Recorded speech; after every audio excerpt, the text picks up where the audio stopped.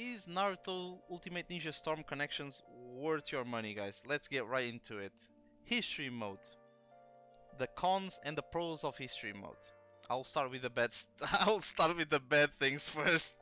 So the blood is censored. I don't know if this is a problem for a lot of you guys, but to me it just tilted me to oblivious. Like it just made me so mad. I don't want to see something censored. Like I want to see blood, bro. Like give me some blood. Whoa, what is wrong with you? Like why can I not turn on and off if I want it to be censored or not? Like why are you censoring this game? It's not like there's like arms being chopped off and everything and you can see everything happening. Like come on. What the hell? Old fights. So this is a recycling simulation from all the other Storm games. The veteran players like myself will tell you that all these fights that you see here have been in other Storm games. All the bosses have been in other Storm games. You get absolutely nothing new from doing this mode other than cosmetics. And to get these cosmetics you need to do every single mission in S tier, which is not very difficult because the AI in this game is brain dead, so that's that. It feels like you're doing a chore basically. It feels like you're doing laundry. It feels like you're ironing your clothes. This is what this history mode feels like. And nothing against if you like doing those activities, I'm just saying it's not something that you would like to do every single day, right? You expect something different sometimes, you know? I don't know, maybe it's just me. As I said, you gain nothing from this other than cosmetics. What are the good points about this history mode? Well, if you're new to the Storm series, if you're new to the Naruto anime, this is good for you. You will find here all the key events that happen within Naruto's life and around him. This is where you will understand the story of the anime. This is where you will understand the story of the game. If you're new to all of this, that is, of course. Moving on to the next mode, which is special story mode. Good bits and bad bits about this.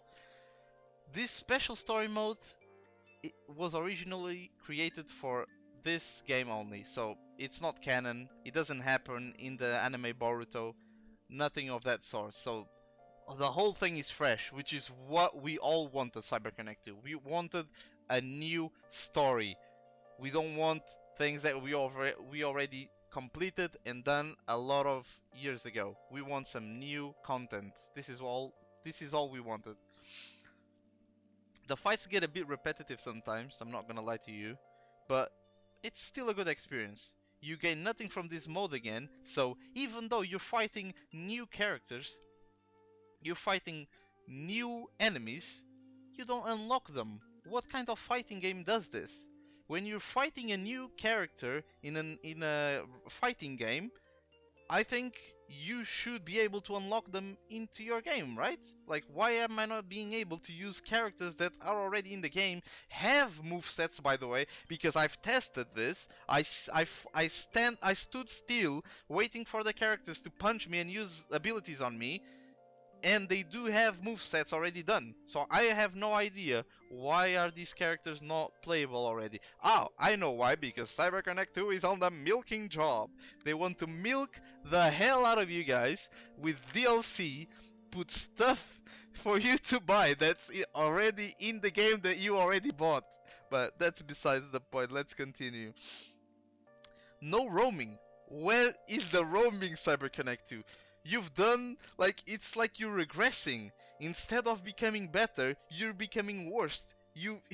Things that worked in your games before, you take them away.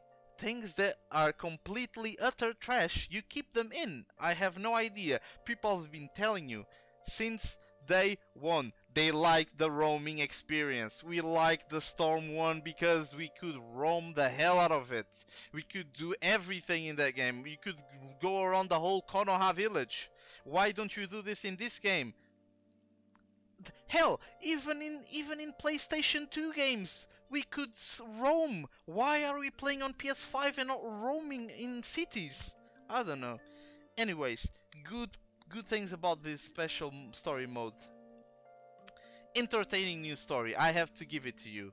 But I think that's because of Kishimoto, basically. I think Kishimoto wrote this story pretty much. The characters were designed by him. I think he probably wrote the story as well. So, of course, it was going to be entertaining. But still, somehow you still managed to F it up with those choppy, like, I don't know how you did that, but the cutscenes are just so badly rendered. Like, what happened there? What happened? I don't know. Because of this story mode, we might get some DLC characters, which is a joke, but I'm putting this as a pro because we're gonna probably get the characters that we fought on story mode as a DLC. I mean, I wanted to play as the main villain because I think he's really cool.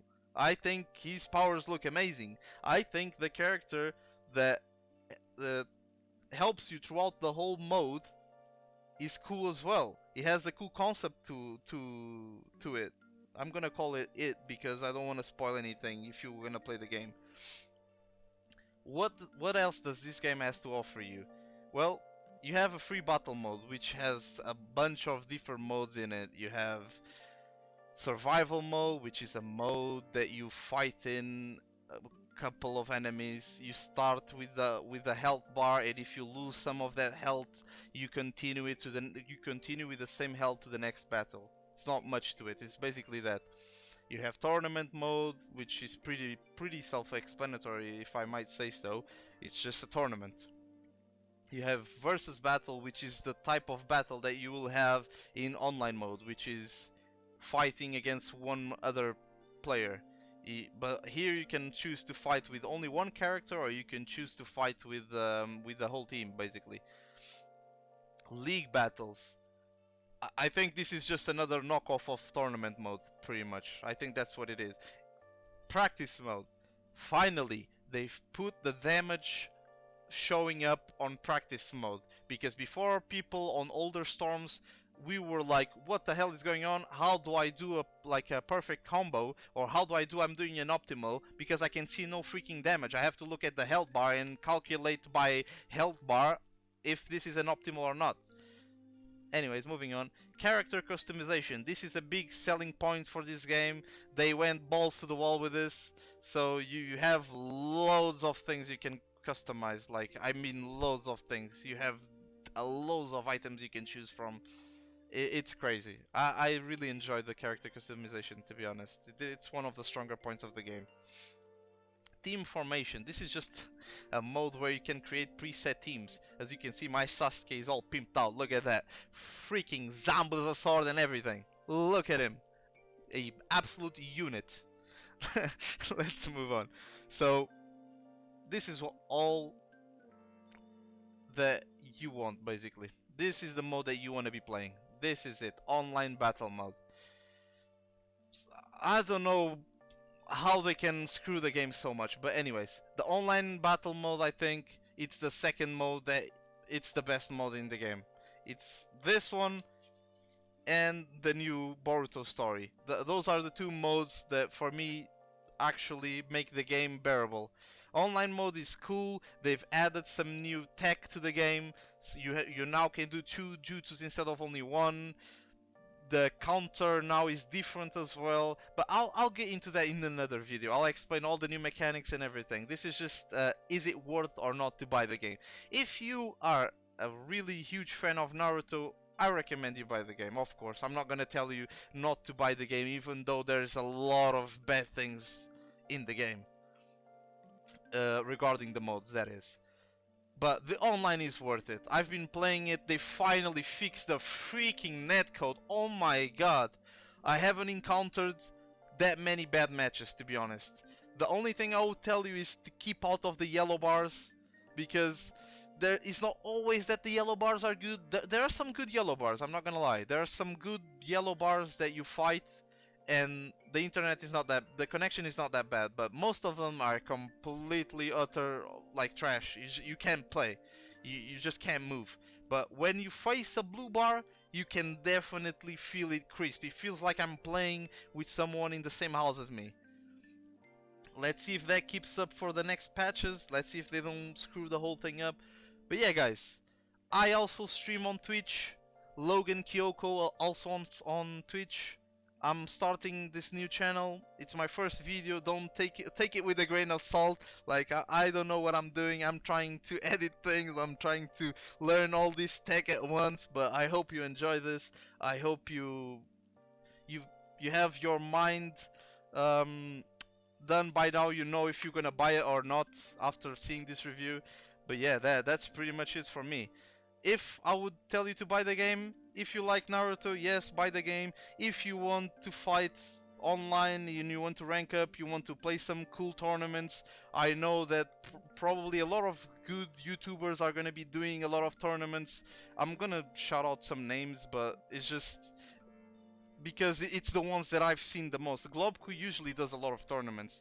That's the YouTuber that I've seen the most that talks about tournaments. I don't know if um, Afro Senju probably is gonna be doing some tournaments. I don't know, but anyways, yeah, that's pretty much it. If you never heard of Naruto, I mean, if you never played the Storm game before, and you're thinking that this is gonna be like a Guilty Gear or something like that fighting type of game or Z Fighters, yeah, don't buy this. Like this is not for you. This is not the game for you. But if you really enjoy Naruto, yeah, then go for it. Play with it, dabble in it, like get lost in it pretty much. Enjoy the story. Thank you very much. This is Logan Kyoko and I'm out, boys.